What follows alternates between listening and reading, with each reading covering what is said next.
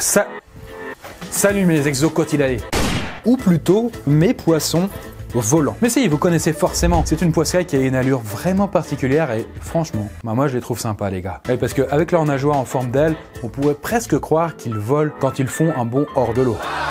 D'ailleurs, je rebondis dessus pour vous parler aujourd'hui d'une invention assez contemporaine, les objets volants. Parce que ça t'intéresse, toi, l'aéronautique? Mais ouais, vous savez que je suis touche à tout. Mais surtout, ça va vous parler. Et du coup, aujourd'hui, je me suis dit, ce serait bien de discuter sur ce qui se trame dans le ciel. Et une question m'est venue cette nuit. Dernièrement, je m'étais dit, c'est quand même fou, c'est quand même dingue de voir des objets aussi gros dans le ciel, qui font des centaines de tonnes. Et à partir de ça, je me suis dit, jusqu'où ça peut aller? De tous les objets volants ayant existé, il doit bien y en avoir un qui les surpasse tous. Genre l'objet volant le plus gros au monde. Et c'est ce qu'on va voir. Ah, c'est reparti pour les devinettes. Ça me chauffe bien, là, je suis au taquet. Yes, super mon pote. En tout cas, je vous mets le contexte. On va rechercher un objet volant et donc créé par l'homme. D'ailleurs, puisqu'on parle d'avion, c'est l'occasion de vous dire qu'il y a des nouveaux documentaires super intéressants sur Poisson Fécond TV. Et même pour vous dire, on a carrément créé une playlist pour les amateurs de gros engins volants. Par exemple, ceux qui kiffent l'armée de l'air, vous devriez pas mal aimer la vidéo Rafale Confidential ou encore Pilote de combat. Mais il y a aussi un siècle d'aviation française et des tas d'autres vidéos sur d'autres sujets. Vous avez 7 jours gratuits, sinon ça revient à seulement 4,99 € par mois. Bref, vous trouverez les liens en description. Pour votre information, parce que ça fait quand même pas de mal d'apprendre des choses, j'ai envie de dire, le plus gros oiseau volant au monde est l'albatros hurleur. Alors c'est d'abord le plus grand avec ses 3,7 mètres d'envergure, mais c'est aussi le plus lourd des oiseaux volants, avec ses 7 bons kilos. Bon, 7 kilos c'est pas énorme, ça fait à peu près le poids de mon chat, Aquali, qui est un peu fatou. Tu es grosse, Mélissandre. Mais voilà quoi, c'est quand même lourd quoi. Même si c'est l'autruche qui est vraiment l'oiseau le plus grand au monde, peu cher, elle peut pas voler donc ça l'exclut d'office. Lorsque l'on dit que vous faites mesquine ou mesquina, cela signifie que vous faites pitié. Je te trouve pas très inclusif pour le coup, Chris. Mais écoute, j'y peux rien moi, appelez la Société protectrice de la discrimination de la volaille, J'ai des critères à respecter moi monsieur. Bref, pardon, on s'égare, revenons quand même sur nos engins volants. Bref, du coup, qu'est-ce qu'on a bien pu fabriquer dans ce monde qui vole et surtout qui a bien fonctionné? Si le truc il a pas réussi à décoller, ça marche pas, évidemment. Qu'est-ce qui marque encore les esprits de l'aéronautique à l'heure actuelle? Eh bien, c'est reparti dans une nouvelle vidéo sur les records du monde, direction l'engin volant le plus gros du monde.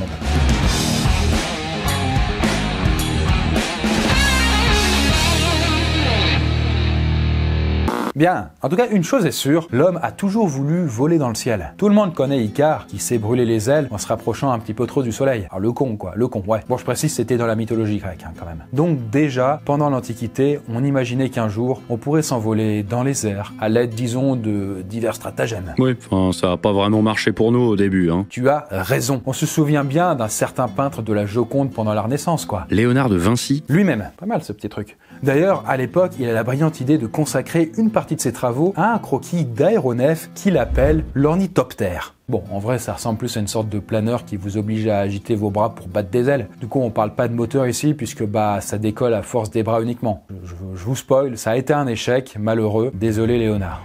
Et oui, espérer faire décoller cet engin était perdu d'avance, puisqu'il pesait moins de 300 kg. À moins d'être Schwarzenegger, il était quasiment impossible de battre des ailes pendant plusieurs mètres. Ce projet n'a donc jamais pu réellement aboutir.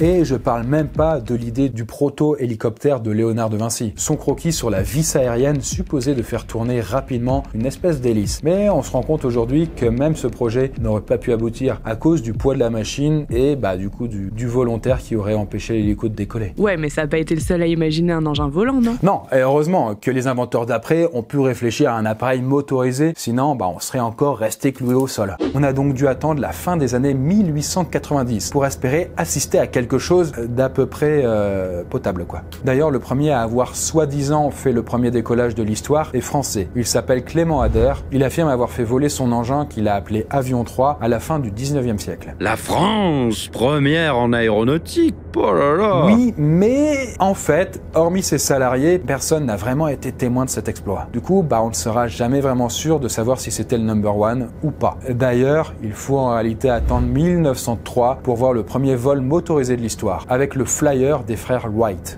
Donc bon, vous voyez qu'on a mis des siècles avant de pouvoir réaliser le plus vieux rêve de l'homme. On a quand même fait des progrès depuis, rassure-moi. Oui, et pas qu'un peu. Hein. Et heureusement, hein, du moment qu'on a su faire des calculs adéquats, on a pu décliner ces objets volants dans plein de modèles différents. Et aujourd'hui, on trouve des avions dans de nombreux domaines, comme les déplacements de civils, le transport matériel ou encore l'armée, par exemple. Du coup, chaque engin est propre à soi, et notre but du jour, comme vous le savez, c'est de trouver le plus impressionnant, quoi. Mais putain, mais je vais appeler l'hôpital psychiatrique. Excusez-moi, je suis un peu enflammé. Et du coup, vous allez voir que c'est pas évident du tout. Vous allez voir qu'il y en a pas mal qui ont leur petit truc par rapport à la concurrence. Et on s'y perd vite. Bon bah j'imagine que c'est ni une montgolfière ni un avion de chasse. Exactement. En vrai, une montgolfière, c'est pas bien lourd ni grand. On peut même carrément la sortir d'un bon gros sac. Hein. Elle pèse en général une 50aine de kilos pour une 20aine de mètres de haut maximum. Ballon compris. Hein. Et pour l'avion de chasse, c'est pareil. Le Rafale d'assaut, par exemple, fait à peine 15,27 m de long et mesure 10,68 m d'envergure. En gros, un cachalot de 50 tonnes et de 20 mètres de long dépasse largement cet avion militaire. Après, le cachalot,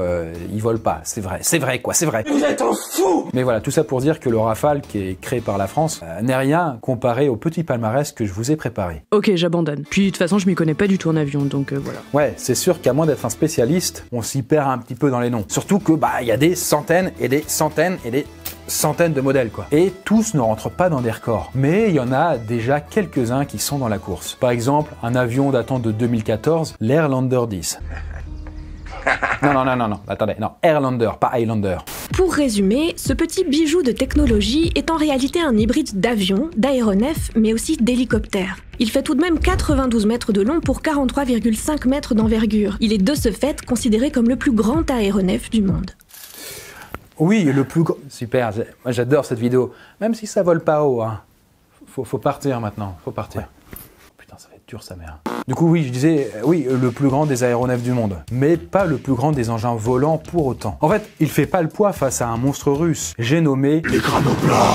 En fait, pendant la guerre froide, on utilisait cet immense engin, parfois long de 120 mètres et d'environ 500 tonnes. Et d'ailleurs, grosse particularité, il était à mi-chemin entre l'avion et le bateau. Mais c'est pas possible, on peut pas être un avion et un bateau en même temps. Attendez, laissez-moi vous expliquer. C'est pas sorcier. Le KM, oui parce qu'on pouvait aussi le nommer comme ça, n'est pas assez puissant pour voler très haut. Et en gros, s'il peut être aussi lourd et aussi grand, c'est parce qu'il jouait sur l'effet de sol. C'est-à-dire que plus un engin volant était proche du sol, ou là en l'occurrence de l'eau, plus en fait il réussissait à en gros comprimer l'air en dessous de lui, et donc du coup ça lui permettait d'être aussi lourd, quoi. Bref, c'est des détails. Mais en gros du coup il pouvait pas voler à plus de 3 mètres d'altitude. Voilà, c'était ça, son altitude croisière on va dire. Du coup on lui avait confectionné une coque de bateau à l'avant au cas où ils doivent se poser en mer. Du coup, c'est les cranoplanes qui bat des records aéronautiques? Pas du tout. Déjà parce qu'on ne l'utilise plus, et surtout parce qu'il y a encore plus grand, l'Antonov AN-225. Et c'est une vraie pépite dans le milieu de l'aéronautique cet engin. Il pèse 120 tonnes, ce qui fait de lui un engin relativement léger. Il peut par contre transporter des charges colossales, comme des bateaux, voire même des satellites. Et oui, parce que c'est pas pour rien que l'OTAN le surnomme le Condor. Mais même lui, il s'est fait détrôner, quand bien même il est resté longtemps top 1 des plus gros avions de transport civil et militaire du monde, avec ses quand même 68 mètres de long et ses 73 mètres d'envergure. Mais bon, vu qu'il vient de perdre sa place,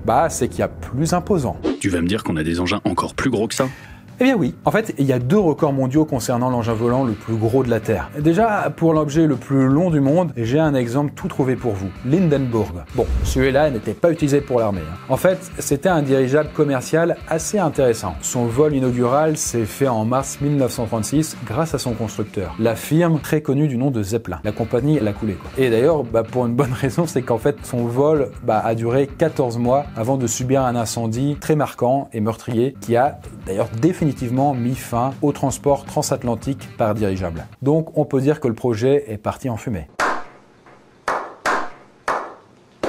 D'accord, mais il mesure combien l'animal? Eh bien, un peu plus de 246 mètres quand même. À côté de ce dirigeable, la tour Eiffel, elle faisait à peine 50 mètres de plus, avec ses 300 mètres de haut. Et puis, à l'époque en tout cas, on pouvait en mettre du monde là-dedans. Avec ses 4 moteurs diesel et ses 16 poches d'hydrogène, l'Hindenburg pouvait se déplacer comme un véritable paquebot dans le ciel. À l'intérieur, jusqu'à 50 passagers et 40 membres du personnel de bord pouvaient profiter d'un restaurant, d'un fumoir, ou pouvaient se promener dans des espaces avec baies vitrées. En fait, c'était un vrai luxe de pouvoir s'offrir un aller simple depuis Francfort jusqu'au New Jersey pour la modique somme de 400 $. Mais bon, si ça a été l'engin le plus gros du monde dans le ciel, il n'est plus d'actualité. Ah, il y a un nouveau record de l'objet volant le plus gros du monde? Oui. Et promis, ce sera le dernier. Puisque récemment, au niveau de l'envergure, l'Antonov AN-225 s'est largement fait détrôner par un avion en construction depuis 2011 et sorti en 2019. Et ce sont les États-Unis qui sont à la tête de cet engin volant de tous les records, qu'on appelle Stratolaunch. Et il pèse dans le game là, clairement, avec ses 590 tonnes. Et il a quoi de spécial cet avion? Déjà, il a une allure un peu particulière, hein, comme vous pouvez le voir. En gros, on dirait deux avions collés l'un à l'autre. Alors oui, ça fait d'ailleurs très bizarre de voir un engin double. Et il est vraiment gigantesque, puisqu'il mesure 117 mètres d'un bout d'aile à l'autre. C'est à peine moins grand en fait qu'un terrain de foot de 120 mètres. Mais cet avion est vraiment essentiel. Et même si, bon, je l'avoue, mon coup de cœur c'était plutôt les cranoplanes, il est quand même badass. Parce que ce monstre stellaire, vous allez comprendre pourquoi, a la faculté de transporter une fusée et de la lâcher dans le vide. Et d'assez haut pour la faire décoller pendant sa chute. Attends quoi? L'avion là, il te lâche carrément une fusée? Ah oui, vous avez bien entendu. Bon, ils vont pas être 12 000 à l'intérieur du cockpit du Stratolaunch pour faire ça, hein, je vous rassure, ça reste soft. Un pilote, un copilote et un ingénieur de vol tout au plus. En fait, pour vous expliquer brièvement, quand le pilote arrive à une hauteur de 10 km d'altitude, ce qui est l'altitude de croisière d'un avion lambda, hein, quand même c'est pas si haut que ça, il lâche la fusée pour qu'elle gagne de cette façon en performance et en souplesse d'emploi. Bon, il y a plein d'avantages à ça, mais par exemple à 10 km d'altitude, eh bien il y a plus que un quart d'atmosphère par rapport au niveau du sol. Il y a beaucoup moins de friction avec l'air et donc du coup c'est beaucoup plus simple de décoller quoi. Et c'est d'ailleurs une belle innovation puisque l'avion peut porter 3 fusées Pegasus XL de 440 kg chacune. Bon, la seule déception que j'ai, c'est le fait que SpaceX et donc Elon Musk ont préféré renoncer au projet en 2012 parce que ça prenait trop de temps. Peut-être que Musk était un peu pressé, on sait pas. Après, on en est encore au début de cette nouvelle aventure, à la frontière du spatial et de l'aéronautique. Mais si on commence à envoyer des fusées depuis une bonne altitude, ça risque d'être intéressant. En démarrant en plein dans les airs, les pilotes n'ont pas besoin de se méfier des ondes de choc produites par le bruit du lancement de la fusée. Comme il n'y a plus de sol à prendre en compte, le lancement ne nécessite plus d'immenses arrivées d'eau pour casser ces ondes de choc qui fragilisent la mécanique de la fusée. Bref, on arrive dans une nouvelle ère de l'aéronautique. Et ça... En vrai, ça pourrait être hyper stylé de voir en fait une fusée larguée directement depuis cet avion. Même si une fusée qui décollerait tout court, ce serait aussi très très bien. Bon les gars, on attend que Chris prenne son billet pour l'espace et on vend les chats. Vous touchez pas au minou. Hein. Et bien voilà en tout cas pour cet objet volant le plus gros au monde. Vous voyez que là, ça a été un peu difficile de départager tout ce beau monde, mais là, on a quand même fait des progrès et on dépasse des limites encore jamais atteintes. Mais puisqu'on part à la rencontre des fusées avec un simple avion, pourrait-on un jour voyager à la frontière de l'espace grâce à l'un d'entre eux ? Et bien voilà, c'est presque la fin de cette deuxième vidéo sur notre nouveau format. Des records du monde, quoi. Chris, c'est quoi ce billet qu'on a trouvé sur ton bureau, là? Ah oui, bah je te le dis, je vais monter dans le prochain vol du Stratolaunch. Attends, mais c'est pas un billet d'avion, c'est une place pour une personne dans une des fusées Pegasus XL que ton Stratolaunch va lâcher dans les airs. Ah ouais, c'est fou, hein. Rends-moi ce billet maintenant, s'il te plaît. Oh non, c'est mon tour de partir dans l'espace. Oh, ouais, tu me rends... Allez, rends-moi ce billet. Oh. Salut, Pascal.